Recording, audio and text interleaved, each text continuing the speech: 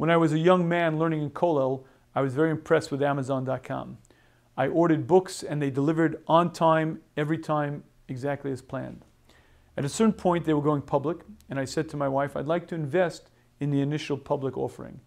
At the time, again, we were in Kollel, money was certainly an issue, and I said to my wife, I'd like to take $2,000 and buy those amount of shares.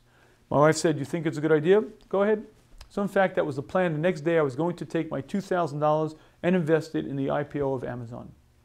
That evening, interestingly enough, my wife opens up Newsweek, and in it she reads an article about Amazon. And they start ranking Jeff Bezos. He has $1 million in personal credit card debt. He's asking $15 a share. There's no way that this company will ever be worth that kind of money. On and on they go, ragging against this company. My wife brings me the article. She says, what do you want to do? I said, what do you want to do? She was uncomfortable. I said, fine, I'm not going to purchase it. And in fact, I didn't buy the IPO. Now, let's imagine for a minute that I had. Let's imagine that I took my $2,000 and invested that in the initial public offering of Amazon.com. Had I kept those shares till today, those $2,000 would be now worth approximately $1.4 million.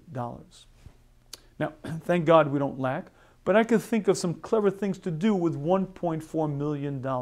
Ah, shucks. Ah, shucks is a lack of bitachon. You see, if I fully accept that Hashem determines how much money I am to make, then I accept the fact that how much money I am to make this year has been decided by Hashem. If I'm to make a fortune of money, that's the amount. If I'm to make a minuscule amount of money, that's the amount. But understanding that in practice is a huge part of becoming a Baal B'tochen. Understanding that my wife happened to have read Newsweek magazine just the night before. Not Business Week, which had a different take, not Time, which also had a different take, but that particular magazine, and specifically that section of the magazine, and specifically the night before, was because that was what was supposed to be.